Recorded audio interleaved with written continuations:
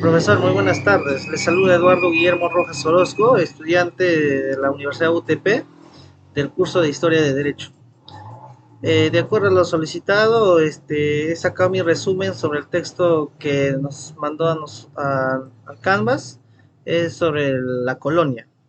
Para ello vamos a empezar a leer el resumen, ya, de las cuales tenemos 9 subtítulos, que es el aspecto económico de la conquista española, el nuevo régimen agrario, la agricultura y la ganadería, la minería, la industria fabril, reglamentación del trabajo, el comercio y la moneda, la hacienda pública. Vamos a empezar con el aspecto económico de la conquista española. Menciona que la llegada de la nueva raza en el Perú en el siglo XVI no fue beneficiosa en términos de desarrollo económico. El pueblo español de esa época, siendo guerrero y caballeresco, carecía de las virtudes económicas necesarias para prosperar en una tierra abrupta y inexplorable. Su mentalidad noble y burocrática los alejaba de las actividades agrícolas e industriales, considerándolas ocupaciones para esclavos y villanos. Bueno, la mayoría de los conquistadores y exploradores del siglo XVI no buscaban establecer una tierra libre y trabajar para prosperar, sino eran motivados por la codicia y obtener riquezas fáciles y fabulosas. Eh, Tanto los conquistadores como la corona española tenían un concepto materialista y mercantilista de la conquista y la colonización. Ambos buscaban la posición territorial y sus beneficios económicos con el objetivo de enriquecer y engrandecer a la metrópolis. Este enfoque comercial era compartido por otras potencias colonizadoras, como Portugal, Holanda, Francés e Inglaterra. Bueno, el punto 2 tenemos, ¿no? El nuevo régimen agrario. La conquista española en el Perú provocó transformación radical en el régimen agrario del país. Según las leyes coloniales, las tierras en América eran propiedad de corona española y los títulos de propiedad debían emanar de ella. ¿Cuál fue el objetivo? El objetivo fue de fomentar la colonización. Las capitulaciones otorgaban concesiones de tierras a los españoles, con la promesa de practicar a los pacificar a los nativos y evangelizarlos. Sin embargo, el liberalismo imprudente de las primeras leyes agrarias coloniales, sumado al abuso, llevó a la concentración de grandes propiedades territoriales que absorbió la propiedad indígena. Los monarcas españoles se dieron cuenta que los colonizadores burlaban las ordenanzas destinadas a proteger propiedad indígena y limitar la extensión de propiedades. Por lo tanto, derogaron la facultad de los gobernadores para repartir tierras. Quiere decir que el agrario colonial condujo a la situación de las comunidades agrícolas indígenas por grandes latifundios de propiedad individual, cultivados por los indígenas bajo una organización feudal. Tenemos también la agricultura y la ganadería, ¿no? Nos describe que la introducción de nuevos cultivos y animales por parte de los españoles en América durante la colonización se mencionan frutos de Asia y Europa que no se producían en América, como trigo, la caña de azúcar, el arroz, la cebada, olivo, la naranja, entre otros, ¿no? También se menciona la introducción de instrumentos de hierro y animales de cría y labranza, desconocidos por los indígenas como el toro y el caballo. Bueno, sin embargo, ¿no? A pesar de la superioridad técnica de la agricultura colonial, se compara desfavorablemente con la agricultura incaica.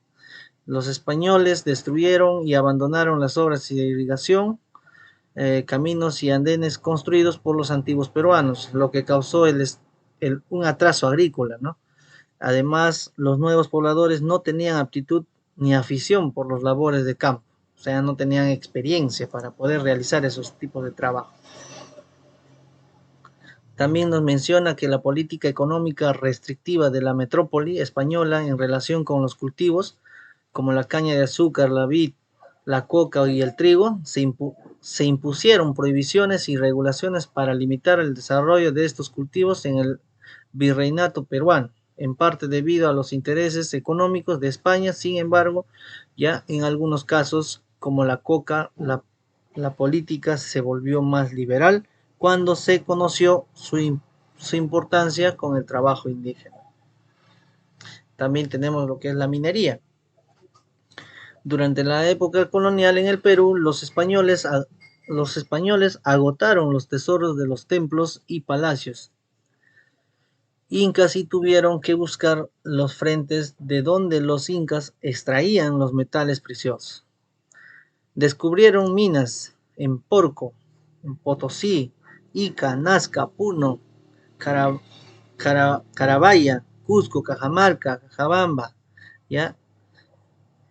La minería se convirtió en una industria privilegiada, pero existía una contradicción ya entre la legislación general protectora y la legislación tributaria fiscalista, que afectaba su desarrollo. Bueno, también tenemos lo que es la industria fabril. Durante la época colonial, la industria textil en el Perú se benefició tanto de las técnicas incas como del avance de la industria textil española en el siglo XVI. A medida que las fábricas textiles españolas declinaban, surgieron diferentes obrajes de paños, lienzos y bayetas en el Perú. Estas fábricas abastecían principalmente a los españoles pobres, mestizos, negros y mulatos, mientras la población europea y criolla solía usar tejidos importados de España. El aumento de la población mestiza y la clase media impulsó la producción textil durante el siglo XVI.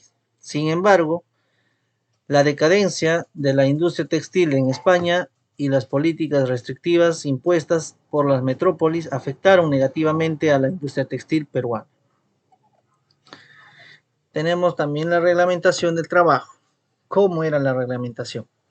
Durante la época colonial, las tierras y el capital estaban concentrados en manos de españoles y criollos, mientras que el trabajo recaía principalmente en los indios de la sierra y los esclavos de la costa, aunque inicialmente se prohibió el trabajo forzado.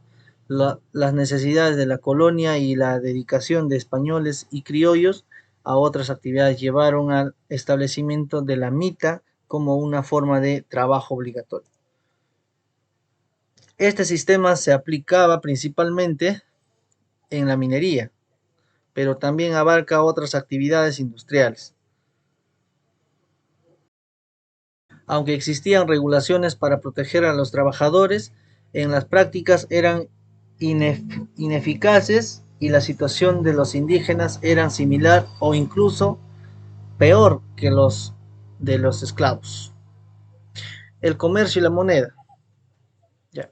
Nos habla sobre el comercio exterior e interior en la época colonial en España y sus colonias, concentrándose principalmente en el comercio con las Indias, América, ¿no? En cuanto al comercio exterior, se menciona que desde la época de Carlos B, el comercio y los beneficios derivados del tráfico de Indias estaban reservados exclusivamente para los súbditos de la monarquía española, los privilegios especiales para los castellanos y aragoneses. Los catalanes obtuvieron el permiso de enviar 2 barcos cargados de mercadería y frutas a las colonias, pero debían respetar los hechos comerciales de Sevilla.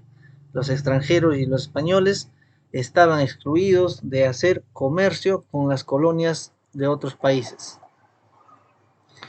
El sistema comercial de España en las colonias se basaba en el mercantilismo, que buscaba acumular oro y plata a través de una superávit en la balanza comercial. Esto implica limitar y prohibir a las importaciones extranjeras y fomentar las exportaciones nacionales.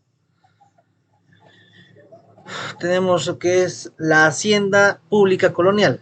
Durante la época colonial en el Virreinato del Perú, la organización hacendaria estaba vinculada al régimen político de España, bajo la monarquía absolutista española. Todo el gobierno en América era una manifestación de la soberanía real. La máxima autoridad en asuntos hacendarios era el Consejo Supremo de Indias, que tenía poder administrativo, legislativo y judicial sobre los asuntos de Hacienda y gobiernos de América. El representante del rey en el ámbito fiscal y otros asuntos era el virrey, quien tenía amplias facultades para controlar su acción, y crearon las audiencias generales, cuyas funciones eran conocidas en el gobierno colonial, especialmente en asuntos judiciales. Otra institución importante era la audiencia o Tribunal Mayor de Cuentas, encargada de juzgar las cuentas de las cajas reales. En resumen de todo este punto, es que durante colonial, en Virreinato del Perú, las autoridades hacendarias estaban bajo dependencia directa de la corona española. El Consejo Supremo de las Indias y el virrey tenían el poder de asuntos administrativos fiscales, mientras que las audiencias generales y las audiencias proporcionaban algún control sobre su acción. Además, existían diferentes impuestos y rentas fiscales que contribuían al erario español.